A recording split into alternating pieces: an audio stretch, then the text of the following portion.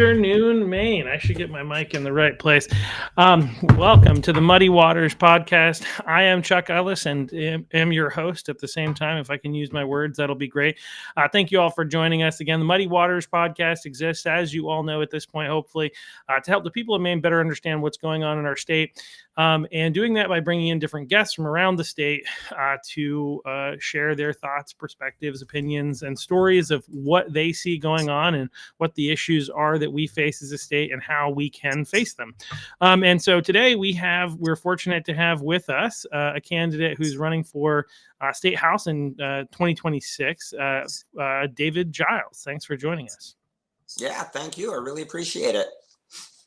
Yeah, well, I appreciate you reaching out, obviously, and education. If you're, people who paid attention to this podcast know education is one of the things we talk about on here a lot, because it is, a really big issue. And, how do we fix our world? How do we fix our country? How do we fix our state? Right? Like, it starts with, in my opinion, with education. And so I appreciate you reaching out and kind of wanting to share your thoughts and your perspective on what we need to do here in the state. As you and I know, and we've been talking in the past, I've had on people, and I think this is one of the issues. This is the issue that you want to kind of address to a degree, talking about like one of the perspectives on how we fix education. We had Nick Murray on back in either late December or early January talking about school choice. And I think you had some concerns with that. So I want to give you an opportunity to talk about that. But first, tell us who you are, what you've been up to with your life, what you're doing, and why you're getting involved in politics now in the craziest time in our lifetime, probably. Anyway, I get that question a lot. Yeah. A lot. Why are you? What are you doing that? So, first of all, thank you very much for having me on, Chuck. I really appreciate it. I actually stumbled across your platform a few weeks ago and started looking at it. And like I was telling you before the show here, I saw a couple of familiar faces that I know personally, and I thought that was really interesting that all these different opinions are coming together. And even if they're different, they have this platform that they can come together and talk and discuss in a civil manner. And that's something that we need more of in today's society. And that's kind of leads into some of my concerns about school vouchers, homeschooling, and things like that, and what that could possibly do. But like you said, my name is David Giles. I'm born and raised right here in Maine, by and large. Coming from a normal family, went to public school, graduated. Found myself in kind of like a lot of young boys in rural Maine, and dire straits with no real perspectives. So found myself doing a lot of stupid things that a lot of young kids do that they shouldn't be doing. So at some point in the life, I kind of sobered up, literally, enough to make a decision to join the military. And I tell people a lot that although I was glad when I finally got out last year, when I first went in, it was one of those things that probably literally saved my life as far as offering me a way to get away from everything. So when I joined the military, I was predominantly, combat communications and fixed communications. Started off in active Army, transitioned after I got out of the Army into the Maine Air National Guard, where I went to fixed communications.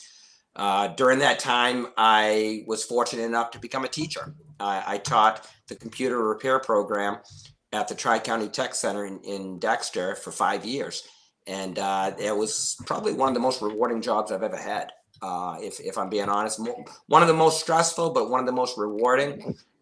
Rewarding and frustrating at the same time, I guess. That there's this paradoxical shift that where you're always getting pulled back and forth. And so I have kind of a soft spot for that, for the topic of education. And, when I hear things that, one way or the other, and I've seen it, and I will never say that there aren't issues in public education. There are. When we have, the Maine DOE coming out and saying that, curriculum is going to take a back seat to all this other stuff, that's an issue. Right. And I will never, say that doesn't need to be addressed. but at the same time, I think we need to address it. So, but anyways, I'm kind of shifting off gears a little bit too quick. But today, after 23 years of the military, finally retiring, I started up my own business. It's presently a registered investment advisory firm. I work right out of my house, helping people with their finances. Finding myself doing a lot of education again, and it's one of those things where I'm finding myself teaching people. Right now I manage people's money, but I'm finding myself more and more teaching people how to manage money and teaching people how to project and look to the future. And I think a lot of these things is kind of what I do is kind of steered me back to this topic of education. And the direction that our society is going into, the direction that our public schools are going into, and the homeschoolers and the private schools. So that kind of led me to do a lot of research, because I'm always one of those people that I'm kind of a contrarian when it comes to different things. I always want to know the why. And for years and generations, probably we told people don't question, don't question, don't question. Just someone tells you something, believe it. And now I'm at the point now where I'm digging, and I would encourage anyone dig as much as you can. But that caused me to start digging at the foundation. It's okay. Well, education, what is it really to our society? And that leads me into looking at things a little differently. So before I come up for breath here, let me just do this. I'll transition into saying that number one, I'm a Republican. I'm a Christian. I'm a believer in capitalism and free markets. And those two last things, I mean all of them, but those last two things has really got me. What's the driving force? I understand the theory behind vouchers and school choice. I get it. It looks like freedom. It looks like competition. It looks like options. But for everything we do, and this goes back to the financial thing, we have an opportunity cost. Whatever we decide to do, we gave up another choice for that. And what I am been trying to figure out is, what are we giving up when we say, hey, I want school choice, I want homeschool, I want this, I want that. What are we giving up on the other end? And so that's what led me into this whole topic, and this whole research. So do you want me to come up for air yet, or do you want me to keep going? No, I'd say keep going. Obviously, like, I think one of the things that all of us need to be is like, one of the things I like about the Republican Party, I guess, is what I'll say, over against the Democrats, right? Which is a party where everybody's in unison. Otherwise, they get booted, I guess. There is a lot of diversity of thought within the Republican Party, and this is an important reminder. Is like, you have people that are more in favor of homeschooling and encouraging people to do that, and homeschool co-ops, and then you've got people who believe in school choices, which is you're talking about the voucher program, and then there are other perspectives, and I'm really excited to hear like what caused you to come to the conclusion that you come to, because I'll say, like, I know that there are prominent people that are not in favor of school choice, and they have arguments, and I haven't fully heard those arguments. I think some of them are from a different perspective than you're going to bring today. Yeah. But in principle, when I heard about like school choice, it seems like a decent opportunity, right? It seems like, again, this idea, especially if you're pro-capitalism, right? This is a similar idea, is where like we're not talking about monopolies, whereas right now, basically public education has a monopoly on education, right? And that seems concerning to me. And so like the idea that the money would follow the child and that parents are involved in the process seems like a positive thing. Now, the parental involvement piece is one that I think we should talk about regardless. And I think that's paramount in no matter what discussion that we have. I'm actually of the opinion that the education system, I try to get myself in trouble sometimes. So this is one of those times. I feel like the public education system needs to be more like dog training. And I don't know if you're familiar with dog training, but in dog training, who gets trained? The owner. Exactly, not the dog, right? Like they train the owner how to train how to take care of their dog, and I think we're at a place in our society where parents don't know how to parent, and like I know that there's a lot already on the school system, so to speak, but the reality is it doesn't matter, because like if we don't get the parents doing their part, it won't really matter. But so anyway, so that's kind of the perspective that I come at this with, pretty Sure. open-minded. As I was telling you, a good friend of mine who is very against school choice, and the voucher program, gave me an earful as to like why I should be against it. And I can't remember what he said exactly, except that it's bad and basically, but and so like there's more to it than that. But yeah, so I'm excited to hear like where you're coming from and what your perspective is on this. Sure.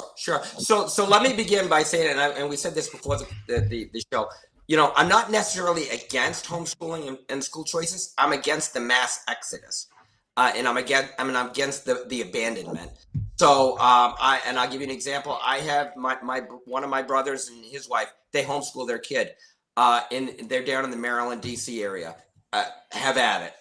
Because it's a very, very messed up area, right? Yeah. So a lot of my perspectives come from rural Maine, right? Sure. Where, we still have, and I'll get into this a little bit, we still have control over our community schools, right?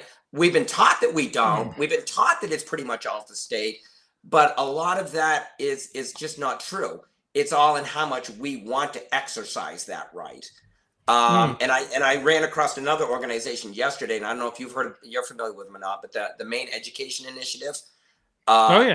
Very, very, and again, I'm just starting to get ramped up on their stuff. Very good at educating parents and school board members, because a lot of school board members, they think that, hey, when the MSBA comes down with this policy, we have to do this. We have to. No, the school, you have that control at the local level. So anyways, let me come back to where I'm at. So I said before that I like to research. So I like to go all the way back to the beginning. Adam Smith, father of free markets capitalism. I'd like to read a quote if I can. And I don't want to sit there and read things all day, throughout this whole thing, but I think it's important. So he said in book 5, he wrote 5 different books in The Wealth of Nation. The first 4 dealt with free markets, capitalism, how all that interacts with each other, and how we become prosperous as nations and as sovereign people. The 5th book was all about government and its role in free markets. So, and I think that again, we need to go back and address how we look at government, because when we say government is evil, get government completely out of my life, blah, blah, blah, blah, blah, we might be doing more harm than good. Right. I'm not saying we should have this big monstrosity of a government that's involved in every little aspect of our lives. No. And Adam Smith wasn't that, and neither am I. But there are foundations that are laid out to protect the free markets. And I think that's where our perspective is kind of shifted a little bit. And we may want to readdress that. We don't want to be fearful of the government institution itself. We want to be fearful of who we put in government. So, and words have power. So we can say, hey, I trust the government, but I'm going to trust but verify that person that I elected. And that's where the oversight comes in. So anyways, he said in book 5, dealing specifically with education, the expense of the institutions for education of the youth ought, in part at least, be defrayed or paid for by the general contribution of the whole society, because the education of the people at large has always been a matter of the greatest importance to the public peace and good order. And that gets into civic engagement, which, again, if you get into, all these other forms of schooling, they don't offer it because they can't. They've already disengaged themselves. And it can be, and the quote continues, it can seldom be safe to leave it entirely to the private interest of the individuals. So what was he really saying? Education has to benefit everybody, the institution itself, not just the student. And we'll get into that here in a little bit, how it benefits the society. An uneducated public threatens peace, stability, and fairness of markets. Reliance solely on private school or tutors creates inequality, which, again, we can get into that here in a little bit. And then, therefore, government has to ensure that education is widely available to the masses, right? No matter what your socioeconomic background, whatever, what your religion, we need a place where people can come together, get educated, discuss things in a civic manner, and then go out from there, and it expands and creates more jobs. We can talk to each other, work with each other, and everyone can hopefully live a better life. So, and to dig a little bit deeper into that book 5, there's 3 different areas where Smith said the government needs to be involved. The first one is defense, because we need to protect what we have.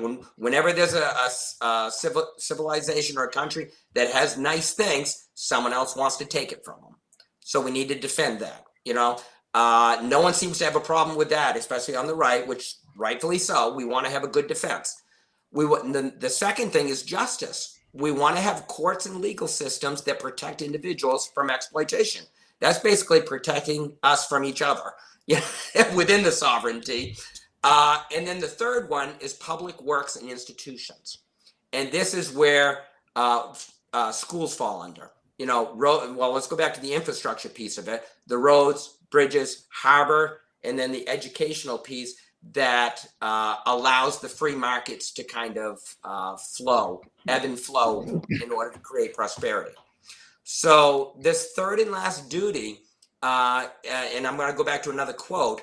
Let me see. The third and the last duty of the sovereign of the country is that of erecting and maintaining those public institutions and those public works which are of such a nature that profit could never repay the expense to any individual or small number of individuals. So that's basically saying, hey, a small group of people can't profit by building on these types of things. So the whole has to come together to do that. So what that means in the modern terms is that education is a human infrastructure. Just like roads, just like electricity, society and markets need that to work. So that's kind of the basics of it. You want me to keep going? Sure. Yeah. I thought that was. Let me know. Well, if you could provide a summary, like kind of a final summary, like obviously, like I think part of the principle that you're saying is society needs, in order to function at a high level, it needs basically a public education system in order to, like, obviously educate, but also specifically educate on issues like civics and stuff like that and things like that, in order for our society to function because of potential. I think you talked about inequalities, and maybe you want to expand on that. Sure. Because Well, let's talk about some of the dangers first, and then we'll get into some of the other things, and I guess it wraps up into that. There's some negative effects of school choice, homeschooling, and stuff like that. And one of those I just recently found out over the last several months deals with property taxes. Right now, there's an enormous outcry, rightfully so, of people's property taxes, of people literally being priced out of their homes. And so what is the biggest piece of that?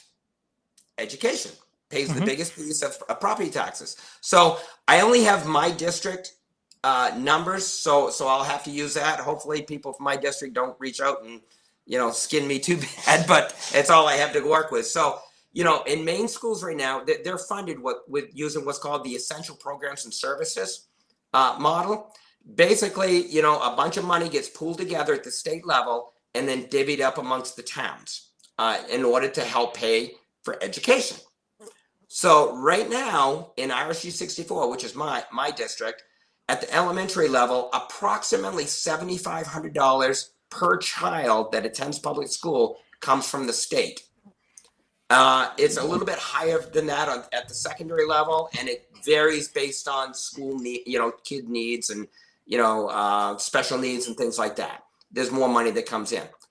In my district right now, there's approximately 230 homeschoolers and private school students. It's a fairly large number for any school district.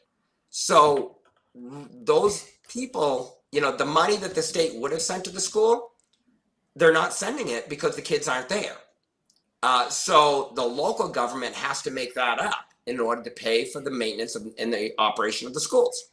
Right now, that 230 homeschoolers times 7,500, that's about $1.7 million that the communities are forfeiting, that the state is not sending. And so they have to make up for that, right? You got to pay for maintenance on the building. You got to pay for buses. You got to pay for teachers. You got to pay for all this stuff. So And so basically, that's kind of what you're saying is there's a basic level of infrastructure that is going, the cost is going to be there regardless of how many kids are going to the school. So the correct. more kids that homeschool, that doesn't, they're your kind of base fixed costs, that some of them are variable, but most of them are Some fixed. of them, yeah. And reducing and having kids leave the school system causes the state to send less money. Is that Yep. so? That, that, Uh, that's does 100% it, correct. Yeah. The so communities, I thought the state sent money not based on enrollment though. nope, nope. Part of the formula. Yeah. Is I enrollment okay? verified All right. that This with, is where I have not looked into that. Yeah. Okay. yep. Yep. Yeah. I verified that with my superintendent here at the school. That is the case. The EPS model and the sharing of funds. A lot of that comes from enrollment. Yep. Yep. So, so there's the first threat, and the second threat is that of stratification, and that's where we take one group of people, say, hey, I've got the ability to move my kid over here. I really don't care about what's left, all the other people, and I hate to say it with that much of a derogatory impact, but that's really what we're doing. Is and Adam Smith warned against this. He said that if we want to have a country and a people that grow and prosper, that opportunity has to be available for everyone, not just the people that have a little bit more than the other people. And so that was another thing that he brought in. Let me see. Let me get. I got notes. Sorry, I'm a notes guy. No, you're good. Yeah. So Yeah. yeah, and that kind of leaves those less affluent people kind of without. And the argument a lot of is, hey, if the schools aren't up to par, let's take everything away and really show them, tell them to get their act together. Well, in reality, it doesn't work that way, right? And let me give you an analogy. Professional sports, the draft, right? If you have at the end of the year, you have the worst performing team, you don't take away all their good people and say you can go over there. What do? You have a draft. They get the pick of the better one in order to help create that level playing field to keep things more competitive. Because if we didn't do that, we'd have two sports teams that we'd be watching year after year, and everyone else would go by the wayside. I'll tell you, people who watch soccer don't seem to care that much, because that's how soccer works outside of America. Is you have the wealthy teams that continually do well, and the poor ones who don't. Much of the world doesn't have a huge problem with that, but here in America, we definitely have more of a competitive focused, a sports system. Yeah. So yeah, and like I said, in my opinion, I want that diversity there, right? And I know that's a buzzword that a lot of people on the right don't like to hear. I want the ability of every kid to be able to come into a public school, no matter what their background, and have that opportunity, right? We don't guarantee outcomes, but we do guarantee the opportunity. And when we say this school over here has all the resources, this school over here, for whatever reason, they fell off track, so therefore we took everything away and we sent it over there. This one over here cannot recoup from that. A couple of things just to kind of, because I think you're right. Conservatives get a little weird about the word diversity for some reason. And I think it's because it's kind of tied into that diversity, equity, inclusion nonsense. And equity is the main problem. Inclusion, where it's telling me that I need to agree with people, even if I don't agree with them, is obviously preposterous and silly. But diversity is a good thing. It is a good thing. Now, diversity for the sake of diversity, not a good thing.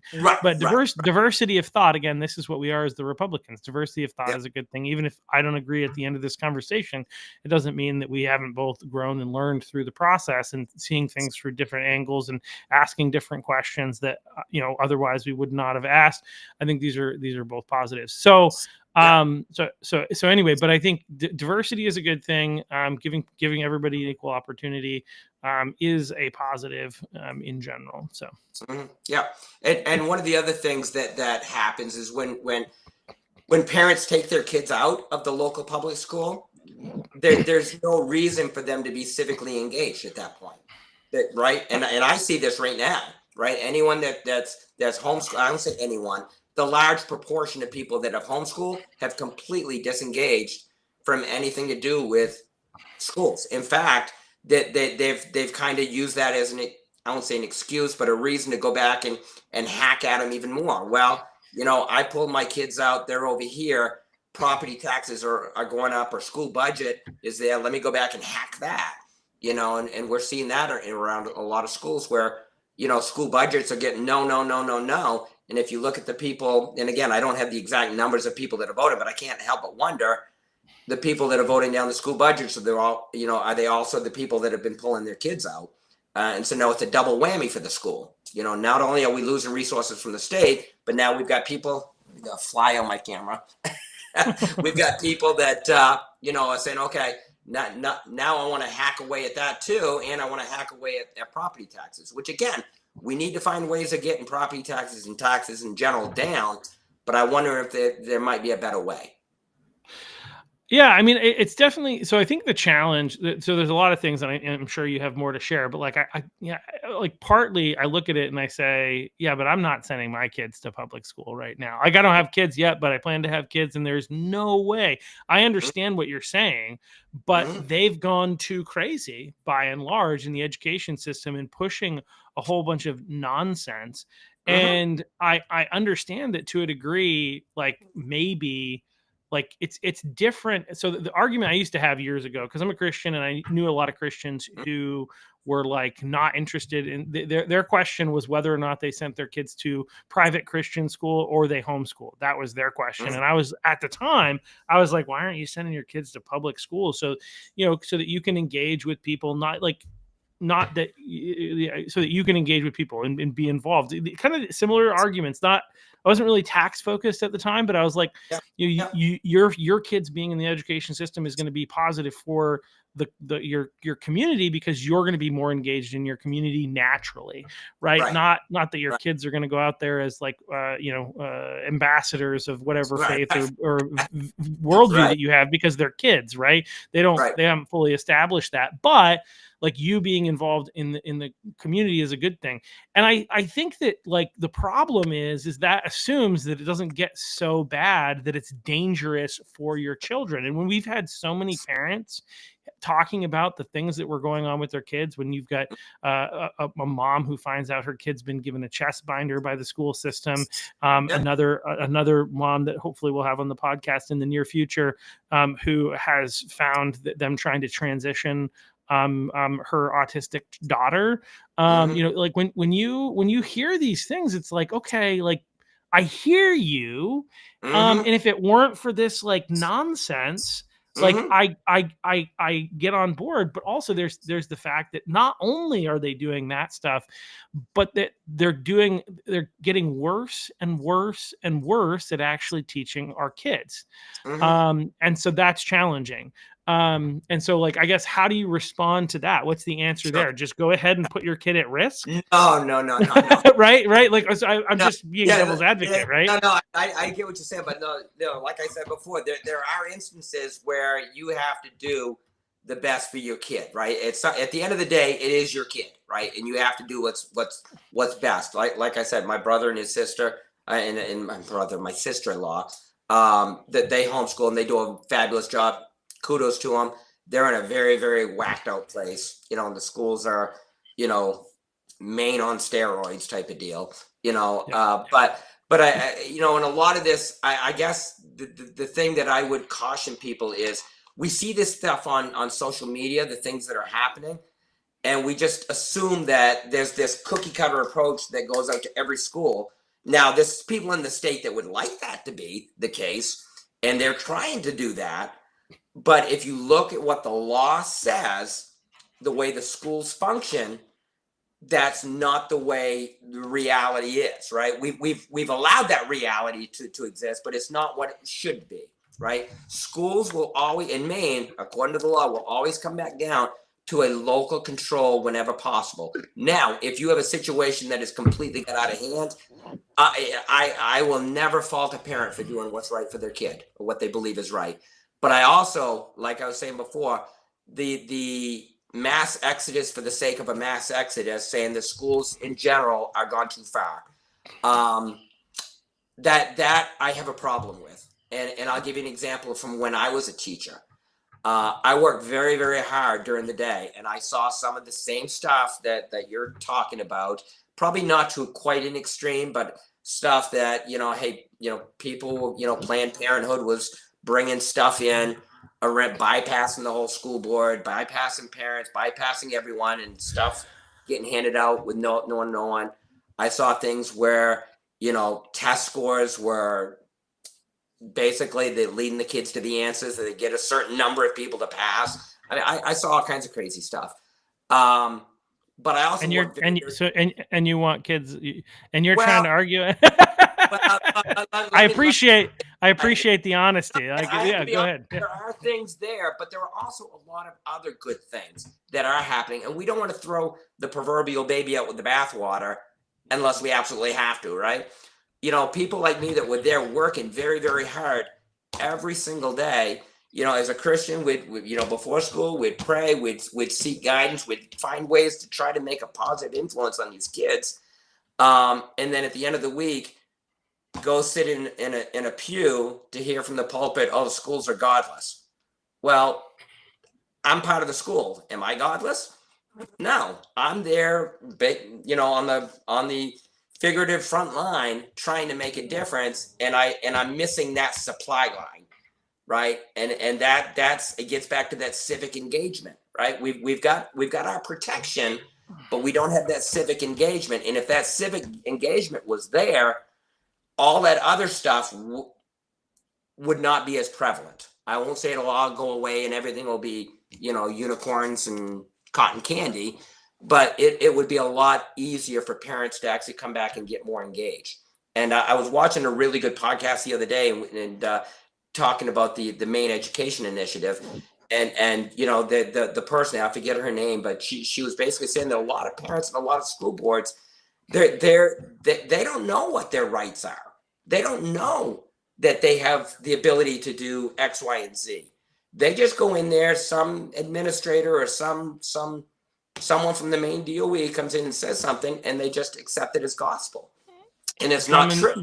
Drummond and Woodsum, that's the ones we can call them out. That's the law firm that they bring in for these, and it's the Honorable Heidi Sampson that you're mentioning. She runs Maine Education Initiative, so that's probably who you're referencing. It's awesome, and they do a really, really good job of providing resources to both parents and school board members, and so that's a really cool thing. It's almost looking at this because I'm on the local board as well. So, I try to put my money where my mouth is. And so, when I'm in there, the first thing I'm doing is looking at policies. What does my school district have for policies versus what the MSBA is sending down saying they recommend? And so, fortunately right now, I don't see a lot of policies that at the extreme level that we have adopted. And I'm not a spokesman for the school board, but that's one of the things I do as a parent and as a school board member. I'm looking. And I would encourage everybody else to do the same. Make sure that when you do find those things, you address them. Because everyone says, well, what happens if a lawsuit comes down? Well, the lawsuits aren't necessarily a bad thing, right? Because if you've got the law on your side at the state and the federal level, there's a very good chance that's going to set precedents and it's going to help engage. Now, there's always a chance you're going to lose, but if you've got the law is the law. And I saw something the other day going around the social media spheres talking about bathrooms, right? Boys and girls bathrooms needing to be separate. It's written right in the statute. It's right in the law. And other schools are building these unisex bathrooms and all that stuff. So parents, you need to get engaged. That's the only way it's going to get fixed. It's not going to get fixed if we just ignore it. And here's the other thing. And again, I'm probably a little rambly, but No, you're good. If the Republican Party and conservatives right now, the Democrats have had control for 50 years thereabouts, give or take, when it comes to things like this. If the Republicans had been in charge this whole time and had the majority, would we still have the same mindset when it comes to the schools? If the answer is no, then why do we have it now? Especially if we're looking at taking control. And if we do take control, are we still going to abandon everything? So I'm struggling with that. That's an internal, struggle that I'm still having. I don't have all the answers, but I do know that abandonment is probably not the best answer. Well, and I think one of the points that you make, and I think it's a valid point, right? And I think it's a valid point. That doesn't necessarily mean that we follow it. I guess Right. is right. So like there are, the reality is that there's no perfect system, right? And so we've got to figure out within the imperfect systems that we have available to us and the new ones that we can try to create, like what is going to make the most sense. But the reality is, like, if you do the school choice related thing, it's not really enough money to be able to cover private school, right? Right. Theoretically, maybe it's enough money I mean, it's enough money, I should say, for like parents to be able to maybe homeschool their kids. But there are a couple of concerns there, right? Number one is, like, not every parent is a homeschool is capable Okay. of homeschooling. Yeah. And then not every parent has the flexibility to be able to do that, even if they were capable. And so what you end up doing is you end up having, like, that, basically similar to they sometimes talk about in one of the problems with the amount of immigration that America does by bringing in the really bright, best and brightest from around the Mhm. world, is this thing they call brain drain, right? And so Right. you end up you end up, why is it that places like Africa, which I think is a beautiful place to visit, and beautiful, there's a lot of incredible people there, including currently my wife, hopefully she'll be here soon. But like, what is the reason that it's not advancing at a better pace? Well, I think maybe it's because we're taking all their best and brightest and keeping them Mhm. here, and Yep. so they're not. And so anyway, this is an argument that people have concerns with, and you're effectively talking about the same thing in this school choice situation. Is you're going to end up having the best and brightest are going to potentially evacuate the public education system in favor of these other schools. If you get Sure. the ability to take these vouchers, you could easily start up a private school if one didn't already exist, and then all the parents that have more money would be able to send their kids, take some of that money and then add some to it to be able to send their kids to this private school, and you end up losing out on that. And I think the theory is that having those best and brightest in the school system will help lift the kids that aren't in those categories, maybe friends, influence, whatever you want to call it, Yeah. some of the more challenged economically or Yeah. other type of people, and ultimately them staying in there. It's in the public education system, theoretically, is better. This is aside from the financial bit, is better Right. Right. for society as whole. And then to add in the financial bit, you're effectively saying that, like, I mean, there are those fixed costs that they're still going to have to pay, which is just going to increase taxes. So I think it's an interesting argument, and I think that's a definitely a concern, is like the people who are in more challenged situations are going to be more negatively impacted by this. It's going to be like, if things move in this direction, I think you basically see more of increasing the divide between those Mhm. with and those without, Mhm. and I see that as a definite concern. And I think the solution, though, is like getting involved, as you've kind of said, right? Like, if we Yeah. care about our world, the first and foremost, the place where you have probably the most ability to impact the world around you is school board. Goals. Yep. Yep. City council, town council, select board, that's number two.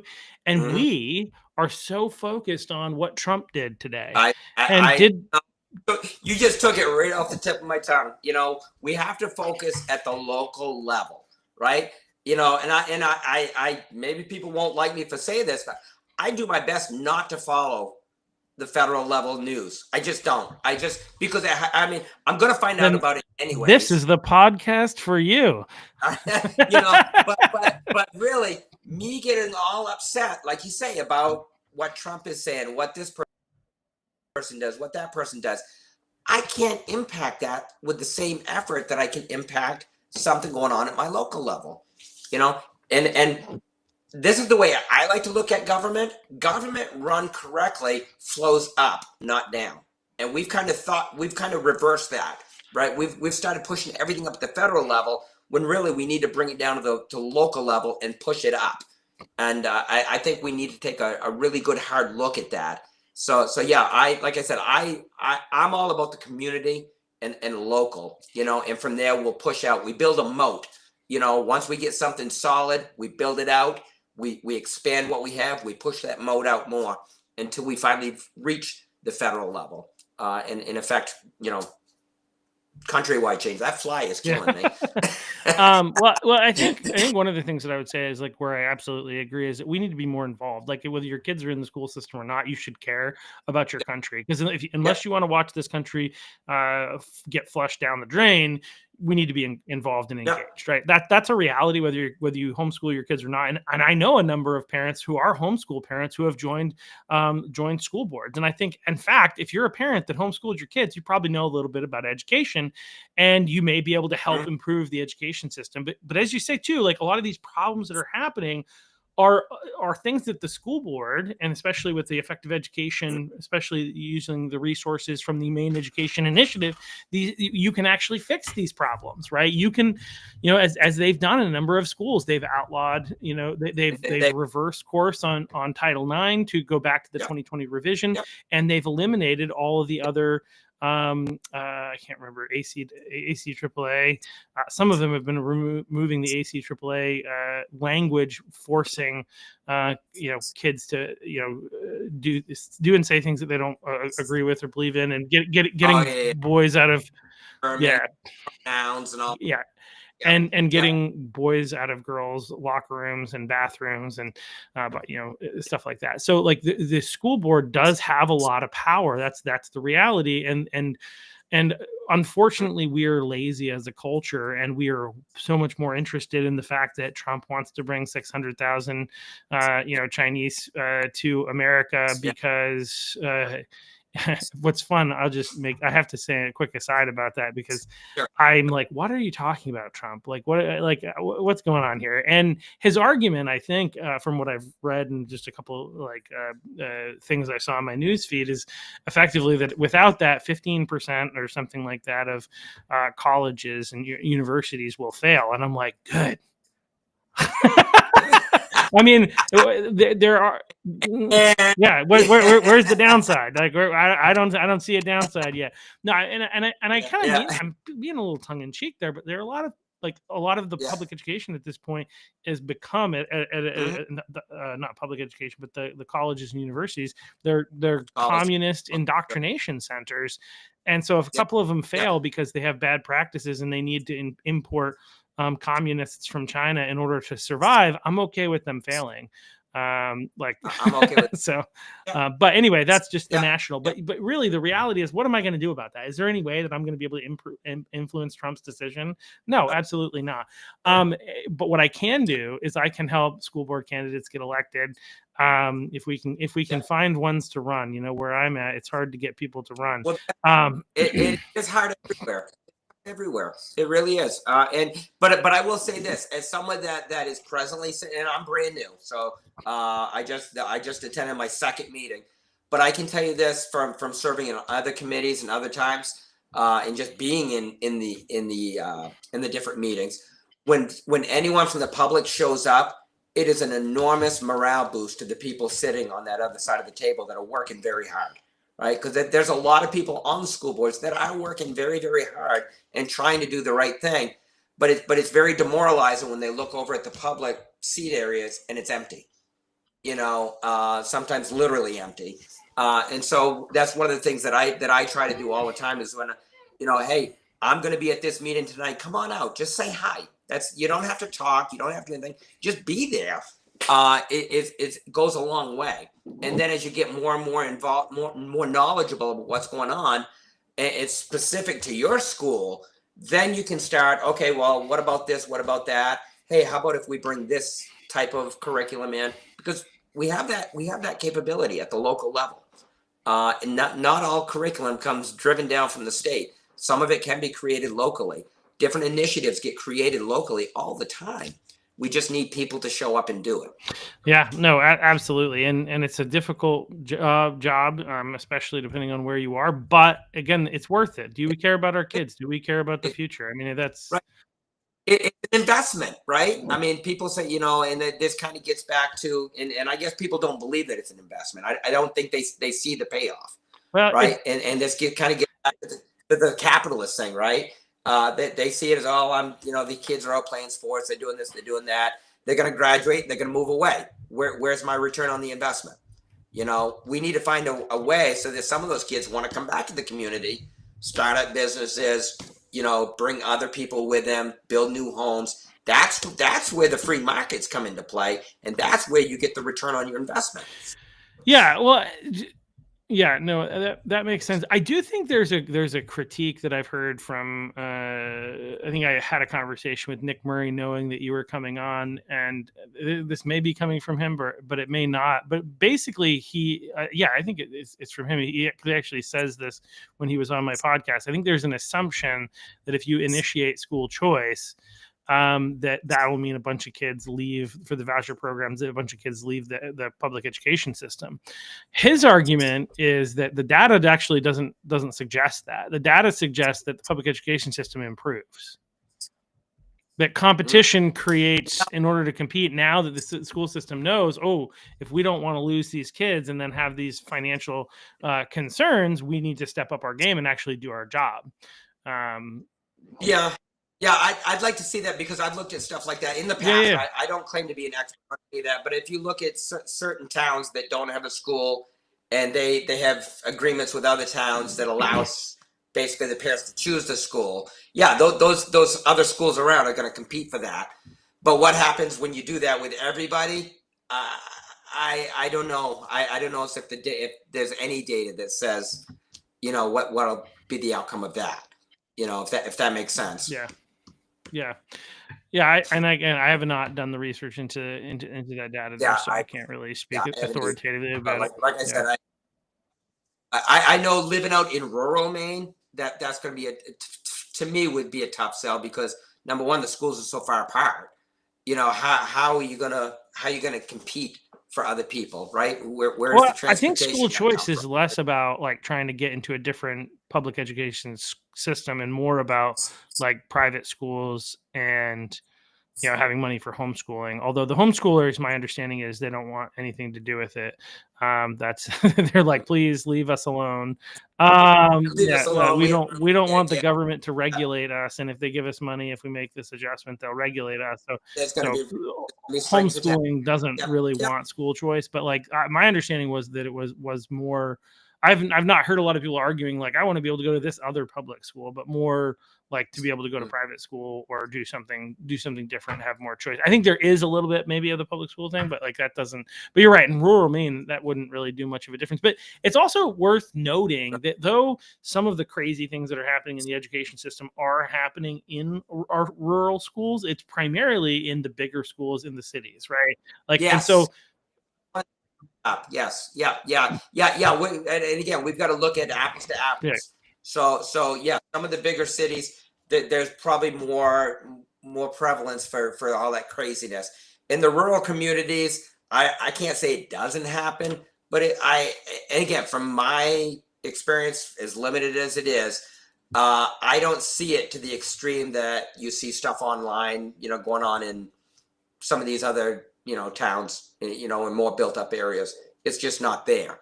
And another thing I will say, and this maybe strayed a little bit, I started reading a really good book. If you want a good book, The Anxious Generation, it kind of talks about some of this stuff and how some of this crazy thinking gets into the young people.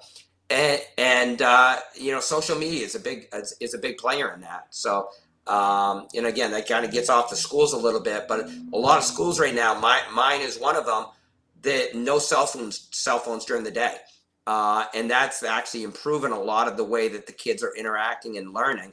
And it's been a huge, huge benefit in the classroom and out. What's But anyway, interesting is I kind of there's a bit of a divide, I think, in conservatives when it comes to this issue, right?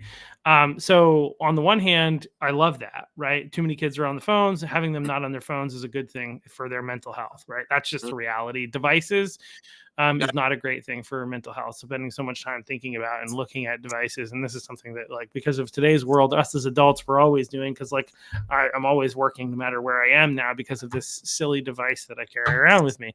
But like, one of the challenges is also that, like, some of how we know the craziness that's going on in schools is because kids had their phones Mhm. and they recorded stuff and they showed mom and dad, and then we're like, what in the world is happening? And so there's this, like, catch 22 there, and I'm torn about that, right?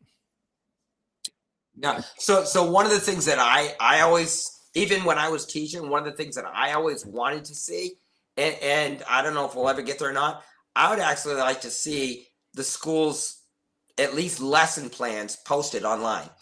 This is what we're covering this week. These are the resources that we're using. This is the activities that we're using. Every teacher is supposed to have a lesson plan. Why not put it up for everyone to see?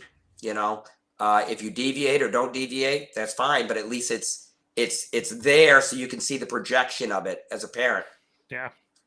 No, that makes sense, and but that still doesn't change what the teacher might talk about that you don't know, you know, True, and true. you, Yeah, yeah, yeah, absolutely. I mean, yeah. teachers are going to talk, but at the same time, the more wins The that more we get, transparency, but I the, think the more transparent. I think to your Yeah, overall point yeah, though is, like, there's a big difference in the rural parts of the state, and if you're in the rural parts of the state, huge there you difference. have the capacity, you Yeah, have the ability to positively impact your school, and, like, in most of those places, conservative principals, you're going to be able to get conservatives elected to the school boards, and you should be able to take the school board, and then yeah, therefore by doing so be able to positively influence the school in the direction that we think it should go, which is focusing on teaching the essentials, reading, writing, arithmetic. Even though Pender Macon, the chair of education in Maine, or whatever her official role is, but she's in yeah. charge of the Maine Department of Uh, Education.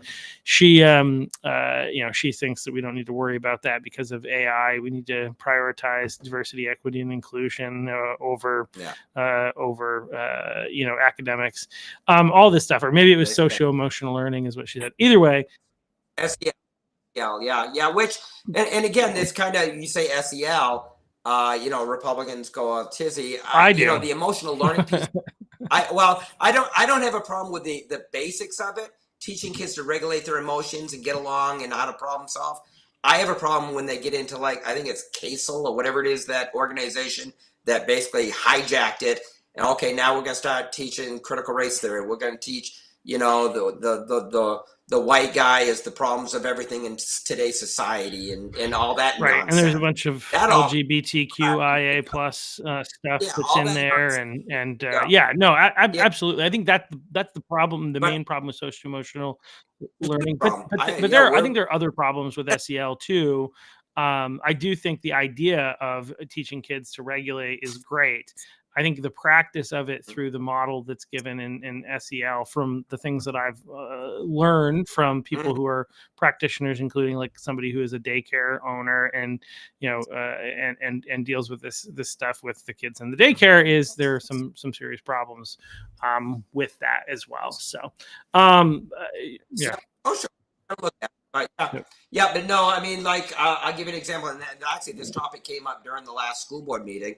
So they was talking about, how they implemented it during the summer program for the kids that get caught up to pass, or move on to the next grade or whatever. And they said, oh well, we spent 30 minutes doing SEL, and I'm like, huh? So and I raised my hands. Okay, so can you explain to me how that played out?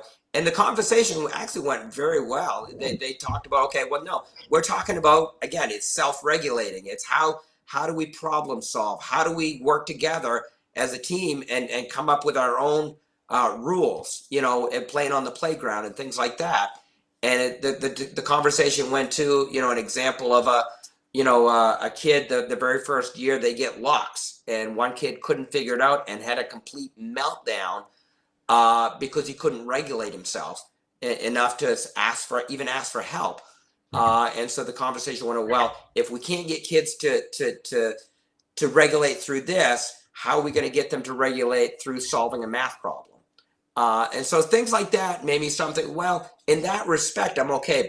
But again, getting into all the craziness, that when that got hijacked with all this craziness, that's when SEL went bonkers. But the actual regulation piece, the actual emotional, the learning how to interact with other people, I don't have a problem with that, because as a society we need more of that, Well, right? Every kid is on a device. They don't interact with I people. kind of think that that's one of those things where I would place that in the hands of the parents, and that parents need to be, Sure, and mostly. and obviously the kids are at the school, and so it becomes a school issue. But I think it's a school issue because parents aren't doing what they should be doing at home, and like part of It's part right part of around. what you do is like Yeah, I think we need this is where I think we need to be doing more to engage and bring parents more into the conversation with what's going on in the school system, and yeah, like help. And then also, if, as parents are, as a society and as a community, I think we need to provide more support to parents and help them figure out how to handle these situations, because half the problem that we have in our society related to our children are that they are not being parented appropriately, that parents are correct. like allowing the cell phones or television to raise their children, and because it's Yep. easier and because they don't want to hear the kid whine. And it's like, then you don't love the child. Like, here's the reality. And I'm I, sorry, that's harsh, yeah, right? But the reality is, yep, yep. if you allow your child to become a tyrant, then you do not, that is not showing love to your tyrant. You may Right, feel right. love Giving, for them, but you are not showing love to them by you're allowing not them to become giving a them. tyrant. Right, And we need to right, right. encourage parents and reinforce that. And that's where I think the school system has a unique opportunity to be involved in that process. I think there are far too many conservatives who I think have this perspective that all we need to do is get Republicans back in office, which we do, right? And that we will get We do. woke out of the schools, and then all of a sudden they will magically get better. And it's like, well, they will to a degree. Like, if To we a degree. stop teaching the nonsense Right. and we make sure that we're teaching the right stuff, there Yep, will be a positive yep. improvement. But like, there is a lot. I mean, you haven't been a teacher, you probably know about this. There's a lot of trauma. There are a lot of children with difficult situations, and largely it relates to like what's going on at home, and this, that, and the other thing. And Yep, like, yep. you're not going to fix that by just getting woke out of the schools and teaching the right things, right? So there Right, is still right. an element that, and I think that's where I would say that this needs to come from society at large. Like, the Democrats' response Mhm. to everything is more government. So that's not what I'm saying. I don't think we need more government. I think we No, need no, appropriate I'm not government. either. So hopefully everybody takes that from Yeah, me. no, I'm I don't want more government. I want smart government, yeah. and I think it is possible. So yeah, and that kind of, and again, I don't want to, you know, raise my school district up too high, but one of the things they put out is that, and the superintendent will say this, and I've heard it coming from them, and they just put out their theme for the year. It's not our job to take over the job, to replace the parent. It's our job to come up beside the parent and help them where we Okay. can.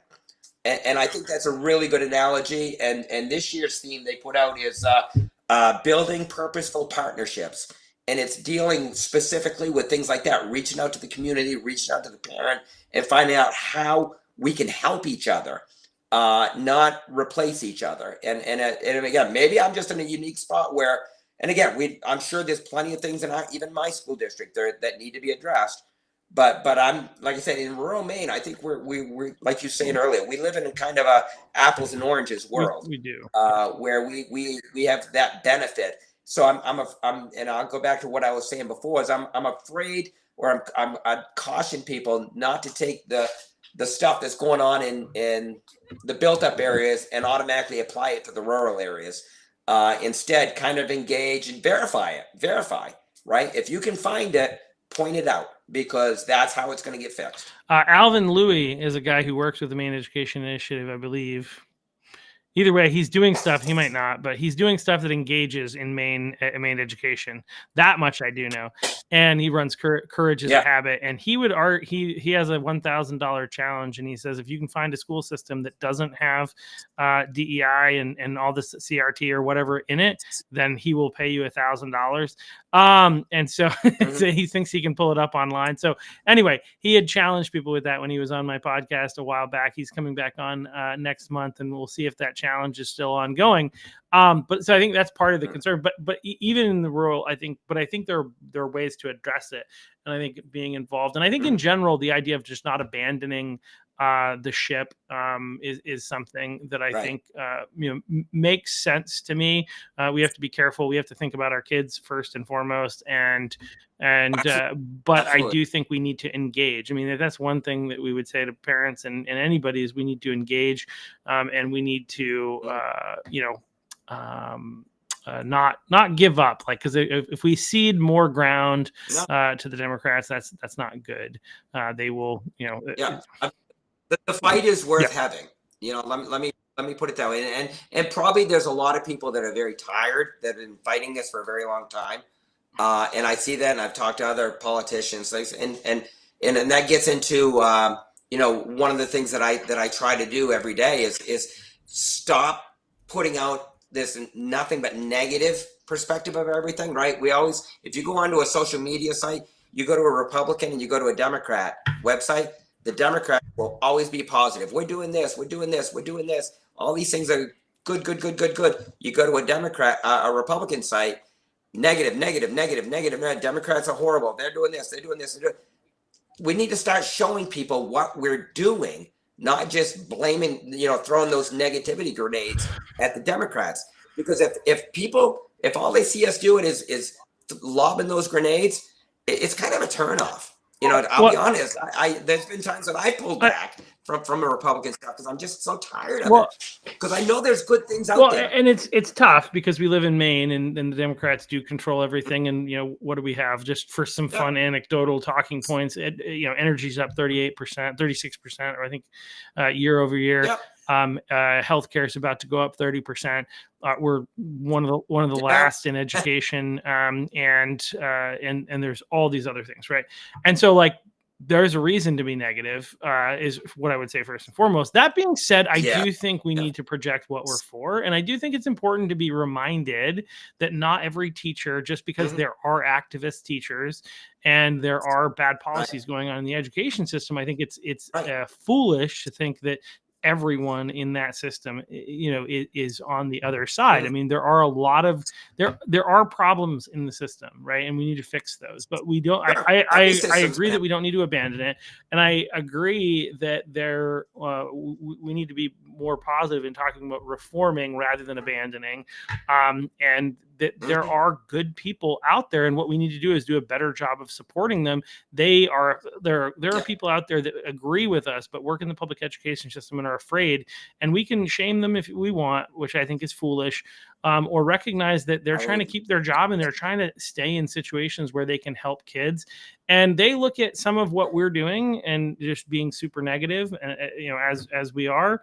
And they're saying, how is that helping solve the problem? And I think, I have a number of friends who work in schools, are doing a really good job, are working hard and trying to help kids.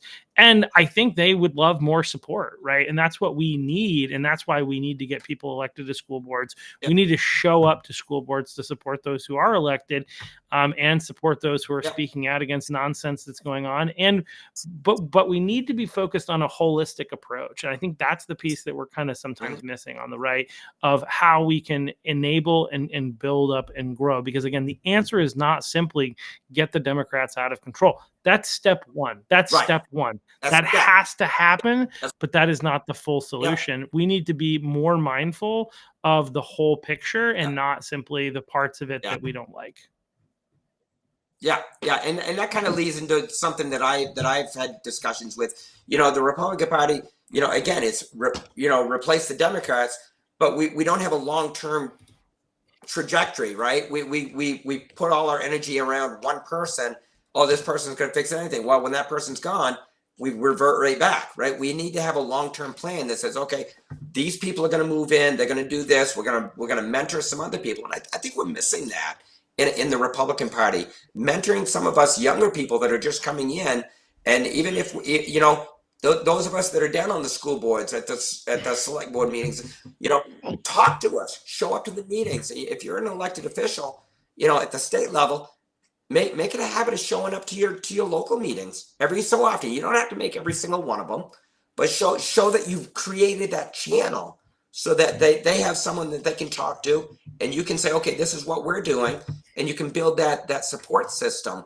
Going back to the schools, same thing. If you find someone that's doing a good thing, support them. You know, give them a Dunkin' Donuts card from time to time. Say, hey, I appreciate what you're doing.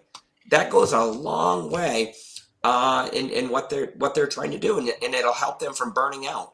And then sadly, that's another thing that happens is people burn out and just walk away. That's kind of what happened to me when I was teaching. Yeah. You know, I just got so tired that I found an option that I was like, okay, well, I'm gonna go do this for a while. Yeah. No, you know? that makes sense. And you know, talking about school boards and like the elected officials going, like I had I've been to a number of school board meetings, and I had somebody from I was going to this one, and they were talking about like they were voting on whether or not they were going to repeal Title IX back to the 2020 revision.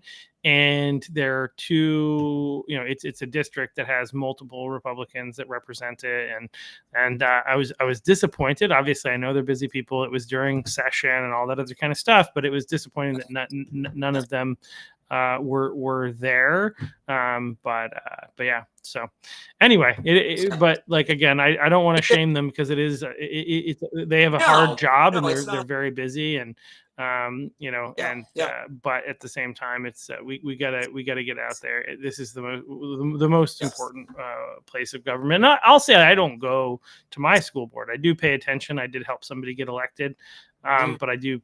And I try to do the best that I can, but I think we need more people there in person, including myself. So I'm one of the people who needs to get better in this category. I understand that too. So I think we all do. I think as a society, we've kind of strayed from civic engagement.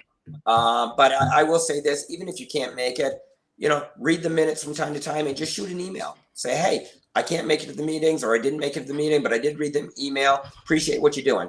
You know, or if you have a question, ask the question. Those small things go a long way. Or if you watch one and somebody says something really, really, really crazy, send me a message on X. I will go and clip it and post it to social media. There you go. If there's somebody there who needs to be publicly shamed, I'm kind of kidding, but I'm also not kidding. But I think that if we know that things are going on, we can do something about it, and we can we can make change, and we need people to be engaged and involved. And so anyway, so thank you, David, for for running for office, for caring about our schools, and for teaching, and also for your service in the military. You in the Army? I started off in the Army, and then I there for a little years, and then I joined the Maine Air National Guard, and did the rest of my time there. I did about 23 years total between everything.